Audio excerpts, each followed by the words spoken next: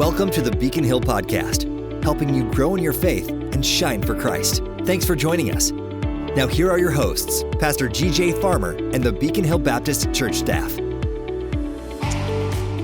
Well, hey everybody. I am not G.J. Farmer, but Joel Betts, and we've got Jake Edwards, Josh Sorrow. Say hi, boys. You're much better looking than... That's a funny way to intro it. I am not John Mayer. I'm not, man. I mean, elephant in the room. Yeah. Just hoping to fill his shoes. GJ has started a new podcast. You may see that Ask Pastor Dad. Yeah. And for some reason has decided he would rather speak to his own kids than us and talk to us. Yeah. They're more interesting than we are, probably. But cuter for sure. Yeah. He'll be back next week, though. Yeah, he'll be back. He's not leaving. He'll be back if I let him. Forever. After the watermelon mustard incident, it's just he had to take a week off. I banned him from the podcast for a week, suspended him, but he'll be back. He's out trying new foods for you. I ate watermelon last night, and I thought about putting mustard on it, but I just stuck with salt. Dude, you're crazy. I cannot believe that. I cannot believe that. It was like 11 at night. I was like, what do I do? Some watermelon. Crazy stuff.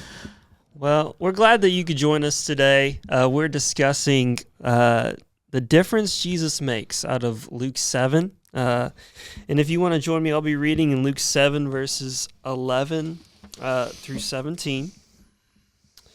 And here's what it says. It says, "Afterward, he was on his way to a town called Nain. His disciples and a large crowd were traveling with him. And just as he neared the gate of the town, a dead man was being carried out. And he was his mother's only son, and she was a widow. A large crowd from the city was also with her. And when the Lord saw her, he had compassion on her and said, 'Don't weep.' Then he came up and touched the open coffin. And the pallbearer stopped, and he said, 'Young man, I tell you, get up.' The dead man sat up and began to speak. And Jesus gave him to his mother, and then fear came over everyone, and they glorified God, saying, 'A great prophet has risen among us, and God has visited his people.' This report about him went throughout all Judea and all the vicinity." Yeah, on Sunday mornings, we've been walking through Luke, and what an interesting story of Jesus being at the right time in the right place. So I thought, I would just ask you guys before we dig deep into the text, have you ever been at the right place at the right time? You ever experienced anything like that before? Nope.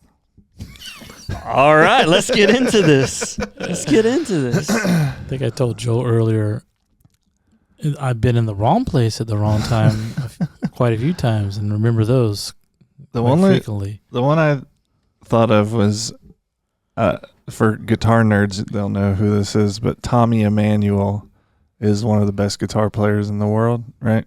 And I saw him at the Tulsa airport at 5 a.m. Whoa. One time. And I was in Tulsa visiting my in-laws. He had played a show that night, and I saw a guy, they were checking like 6 guitars, and I was like, this got to be somebody, not just a regular dude. And I was like, whoa, that's one of the best guitar players in the world right there.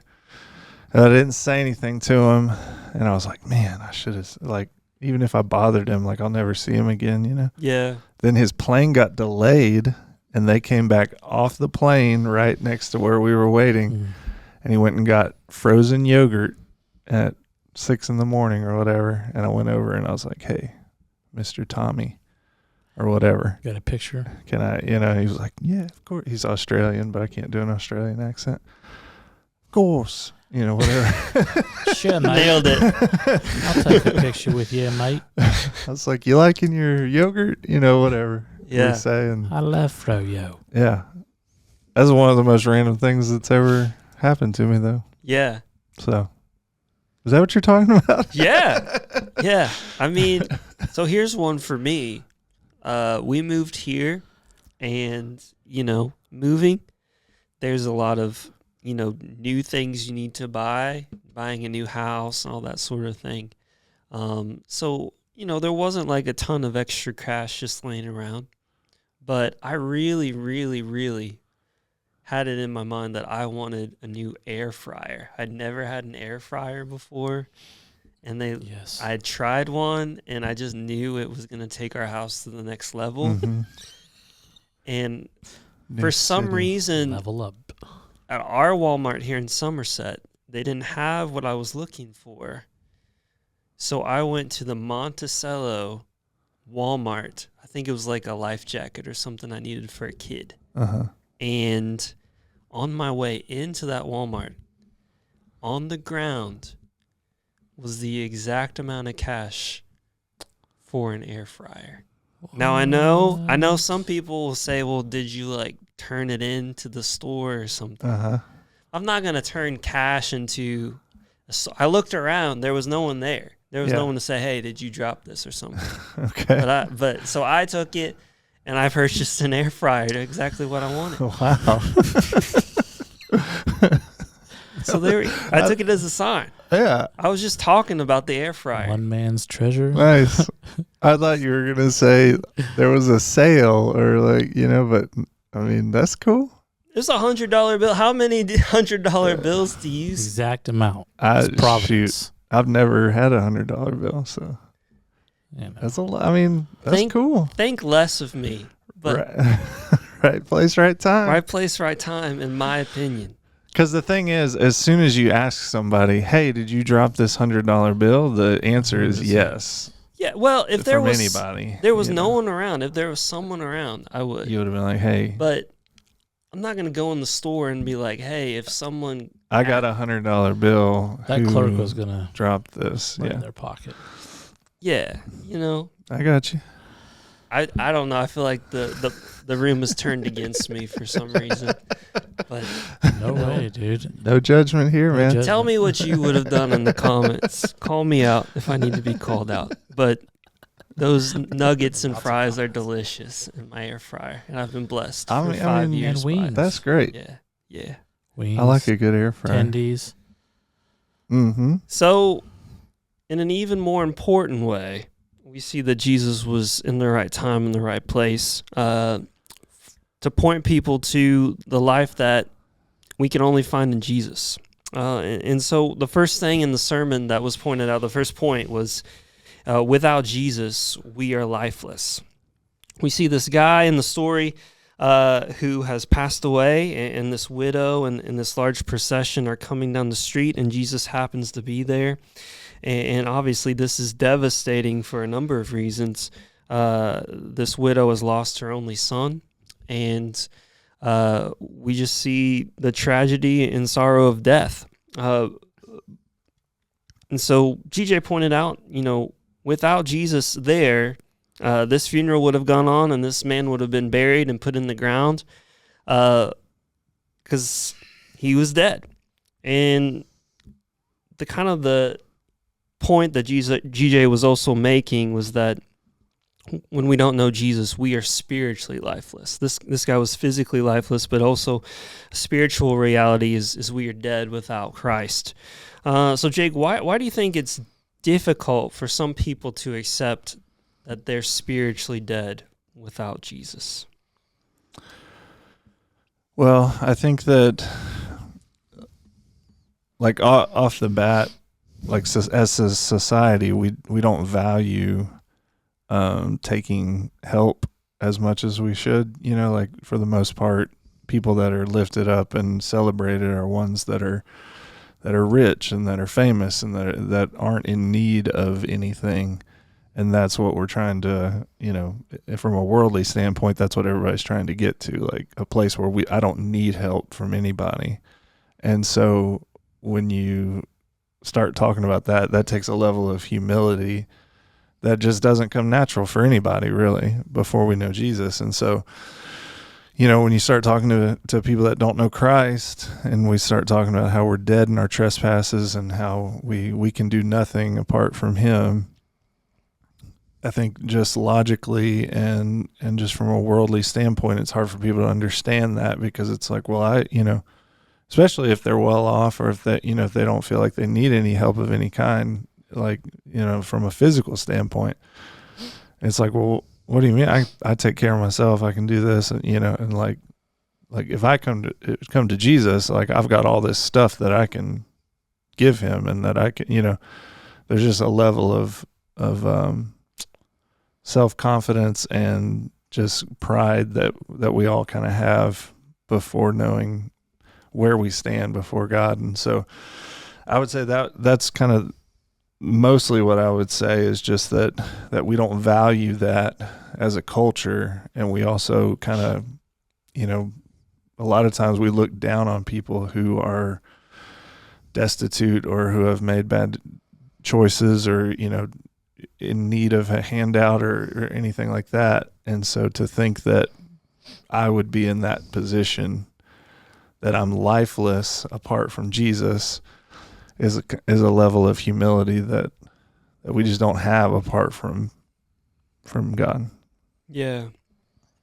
I mean, it definitely feels like in our sin, the human condition, universally, we are all putting ourselves as the center of our universe, right? Like and so it's hard for us to accept that there is nothing that we can control, we can do to change the fact that we're dead. I got the opportunity to do the missions track for VBS, Vacation Bible School, this last week, and we talked about some of the other religions of the world, and universally, though they look differently to their core, so many of them are all about you putting the work in, pulling yourself up by your bootstraps to do good stuff, to get to a good end, right? To get to some kind of good afterlife or eternity.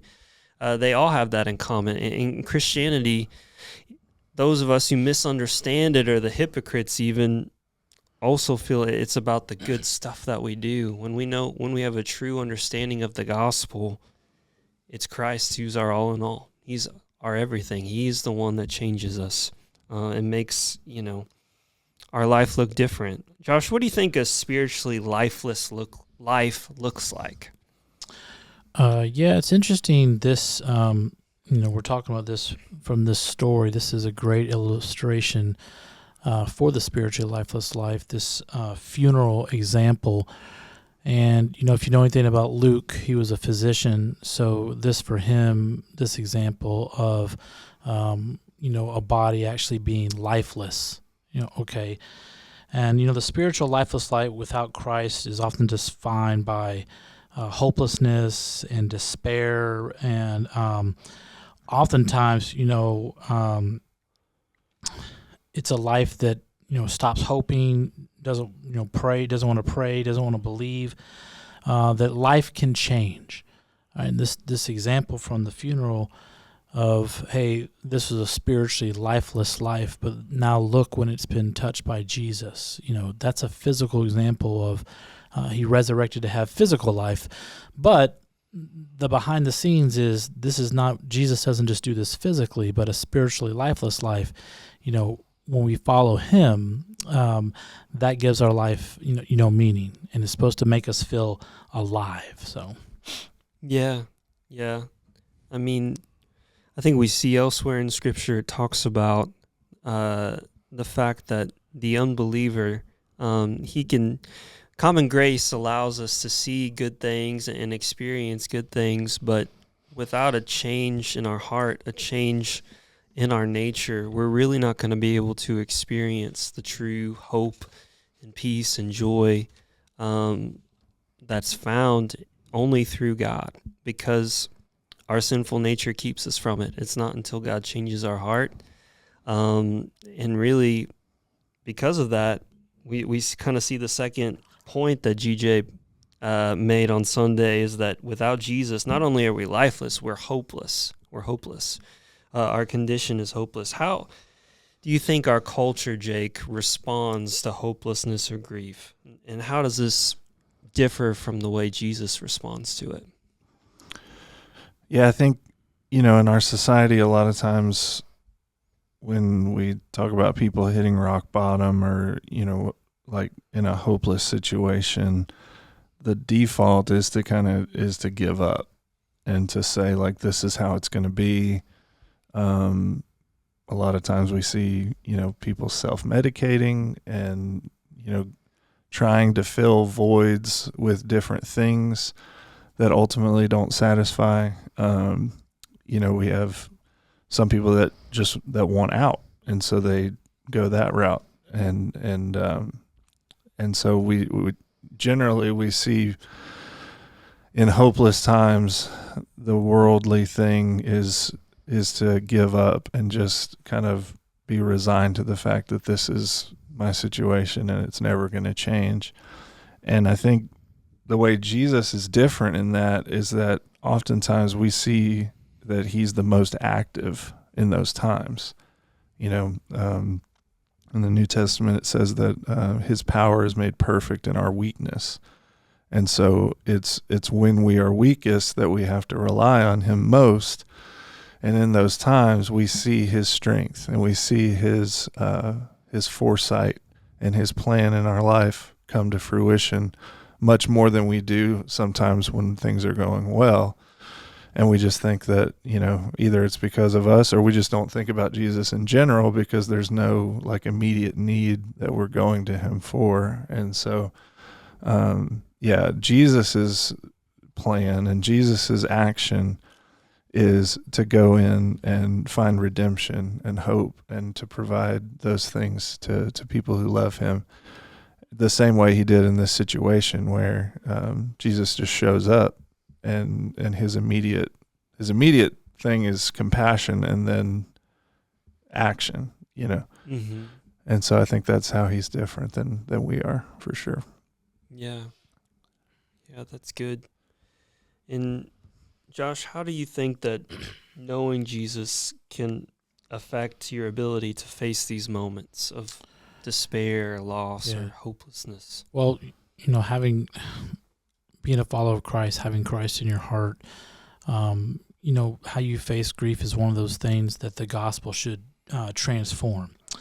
Because Jesus, knowing Jesus can change how we face everything, and how we face despair and loss and struggles in our life. And that it's not necessarily that he will remove that every time, but that he gives us the strength and the hope just to get through the pain and the loss. And knowing Jesus, it doesn't.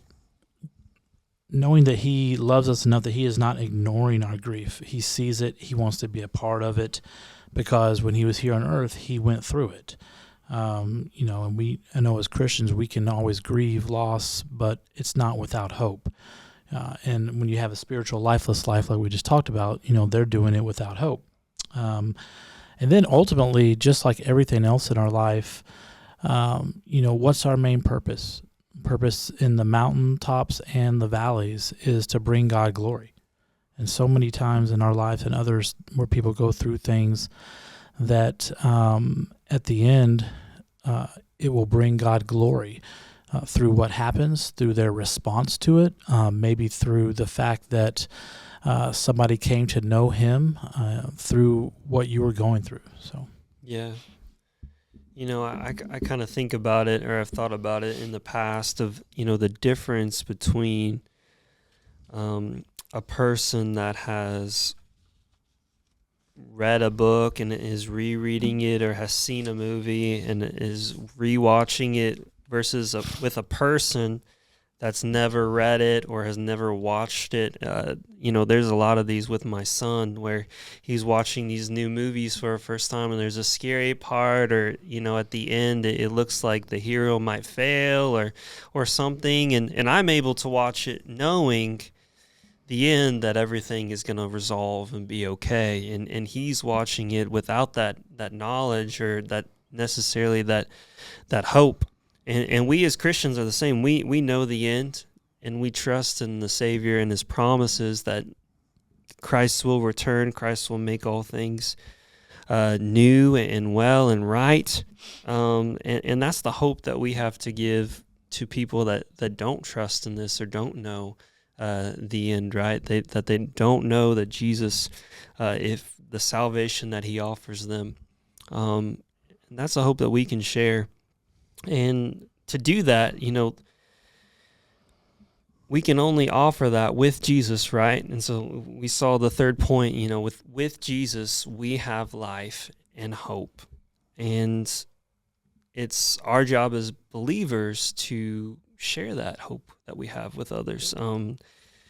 Jake, why do you think it's crucial to remember, as we look at Jesus' example, that his compassion led to action, not just sympathy? I think that mainly it's just that when we see people in need, or if we see people that don't know Jesus, our compassion for them doesn't really help them.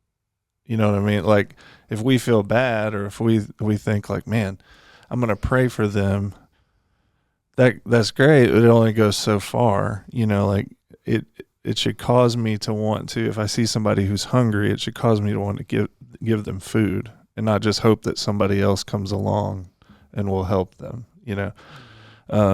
Same thing if I see somebody who doesn't know Jesus, instead of looking at them and going, man, I really hope they get their life together, if I don't actually talk to them and ask them about who they are and how they've gotten to where they are, and explain to them what Jesus has done for me, and tell them about, all the things that Jesus can do in their own life, I can't really expect them to change or have any kind of, way of getting out of that situation. Like, it's one of those things, all of these things happen in God's plan. So if I don't share with him, chances are somebody would, but you never know. And so I think the main thing that we need to take from Jesus's example is that our compassion for people should motivate us to help, and be less about, man, I hope somebody else does this for them because they really need it. I'm a little bit busy right now, but I hope somebody else really sees this and takes it on, Mm-hmm. And I think that, one of the things that's been good for me that we've started to do is the jail ministry, and just seeing, like, just how, like, shocked they were that we're actually following through with some of the things that we've told them, like just getting them Bibles. We did a baptism, and just the fact that we did that, like, blew their mind, because they're like, so many people come in, for maybe one or two times, and it's great, but they don't ever follow through with what they say they'll do. And that's not downplaying anybody, and it's not patting ourselves on the back. It's just like, these are basic things that it's like, yeah, if you go in and talk to people and you say, hey, we'll get you a Bible, but then you never do, it's like, that hasn't helped them at all, And so I think that that's the main difference between us and, our selfishness and what Jesus wants us to be. Yeah. I'm reminded of that parable of the Good Samaritan, of, there's a couple of religious figures, like a Levite and a priest, that passed by this man that was wounded on the road. And you would have thought that they would have cared enough to stop. It doesn't say that they didn't have compassion. It just says they didn't stop, right? But the one that Jesus commends, the one that says is the neighbor, is the one that stopped, the Samaritan that stopped and helped the man and saved him, really. We can have compassion, but if it's not met with action, Mm-hmm. we're falling short of what Christ calls us to be. What are some ways you think we're called to engage with difficult circumstances, Josh? Well, as Christians, when we get in those hopeless and desperate situations, and we know we could pray to God for his help, for his comfort, for his peace, but also knowing that because of God's sovereignty, that he's in control, and because he's omnipotent or all-powerful, that we could pray to him in confidence that he can do the impossible thing. He can do the impossible healing. Just having that trust in God that says, I don't know why I'm going through this situation, this difficult circumstances, God, but I know that you are still seated on your throne, that you are still in control, and that even at the end of the day, if the outcome is not what I desire, that I have faith in you, that this happened for a reason, and that you are perfectly aware of it, and that you are in control of all these circumstances. Just praying that as believers, do we have faith enough in the impossible tasks, that we think on earth, because we are limited by our finite, knowledge and ability, but that we serve a God who is not. We saw that here in the just the example of the funeral. Those people didn't ask Jesus to heal him. Jesus just saw their faith and their trust in and he had, like you said, compassion upon them, and he healed the dead person, made him dead and alive again. So, yeah. I mean, he talked a little bit about trust there and trust in God, and sometimes when we find these situations, we're called to share this hope that we have. If we've experienced it, we're called to share it. But sometimes when we reach the situation to share with someone, there are some fears or hesitations with sharing that hope. What do you think are some of those fears that people struggle with, Jake? I think for the most part, it's just kind of the fear of an awkward situation or rejection. It's kind of funny. I'm not very good at this. And so when I say this, it's not me saying I'm great and everybody else should be better. This is for me as well. But when you think about it, it's those examples that people give where if somebody's walking on a train track and didn't know they were about to get hit, would you worry about an awkward situation? Or would you be shouting at them to get out of the way, or would you just tackle them so that they wouldn't get hit? And the same thing, I think about people that are into sports. You just look and you see the number of people who are willing to jump up and scream and shout and cheer and act like fools because their football team scored a touchdown, but we're not as excited about Jesus and the life that he brings and what is so much more important than that. Yeah. And it's just because in society, those are acceptable things to do. Whereas when we're sharing Jesus, there's a decent chance that they won't be accepting of what we're saying and so I think that's why we have a class that GJ teaches every now and then, sharing your faith without freaking out. And it talks about that where it's trying to develop a relationship first, and then talking to them as you get to know them helps a lot with that awkwardness. Instead of just sometimes walking up to somebody and saying, "Hey, do you know Jesus? Let me tell you about him." That can work, but for the most part, it's building relationships and talking to people as you find out their need and all these things. And so that would be the suggestion, that we don't worry as much about it because we know the information we're giving them is vital and it's important.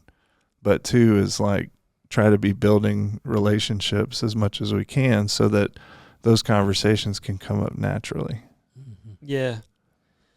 And I think sometimes we work ourselves up so much in our mind about these kinds of conversations that we think that people are completely closed off from or disinterested in this topic. But why do you think we underestimate the amount of people that would like to hear about Jesus or talk about these things, Josh? Yeah, because I know sometimes we think that people aren't interested in hearing that, but when you talk about going through these hopelessness situations of despair, or these difficult trials and times like that, people are more receptive sometimes when they're going through painful situations. Pain will soften the heart of those people that would maybe ordinarily not be receptive to hearing, what you have to say or inviting you to church. And, we just have to remember that because God will put those situations in front of us. He'll put those situations in our life. And sometimes we just, we underestimate the readiness of somebody because we don't make the effort. Okay. And, or perhaps that we forget that, hey, it's not really always about us and our abilities and our effort. We do what God calls us to do, and sometimes we just turn it over to Him. We're not changing anybody's heart. We're not drawing anybody to Christ. The Holy Spirit is doing that, and we are just those vessels. So we just have to remember that. Yeah. God is ready to use us and gives us the Spirit when these opportunities come. And there are opportunities to be had out there. And I think sometimes we think, well, I don't know anybody, or everyone I know kind of already knows Jesus or something like that. But we've read a couple articles here lately, and I listened to a podcast, all separate, but on the same topic, not just about talking about Jesus, but talking in general. I think it was like 70 or 80% of people said they would be willing to talk to a stranger, out and about. But when they asked, do you think people want to talk to you? It was like 30 or 40%. Generally, we think that people don't want to talk to us, but overwhelmingly, it seems like people are ready to connect. People are ready to engage, and people have a hunger not just to talk, but to connect with another human about important matters like this. And we have, if we believe in Jesus, the most important thing, hope that we can have. And there are people out there. I wrote down this quote from the sermon. There are people around you who are waiting for us to share this hope we have in Jesus. Will they give up hope before we say anything? I think that's a sober reminder.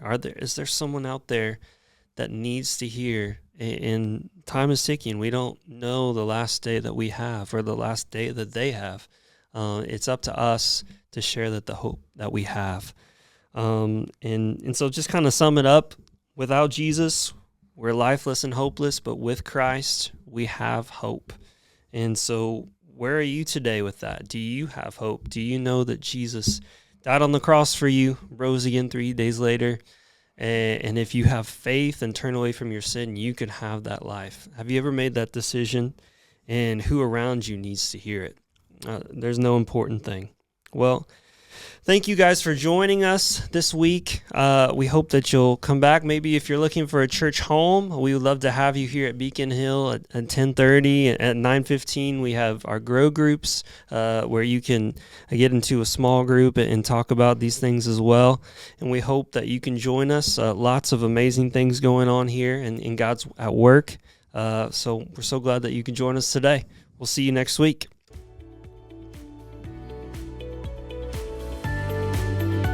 You've been listening to the Beacon Hill Podcast. For more information about Beacon Hill Baptist Church, visit beaconhillbaptist.com.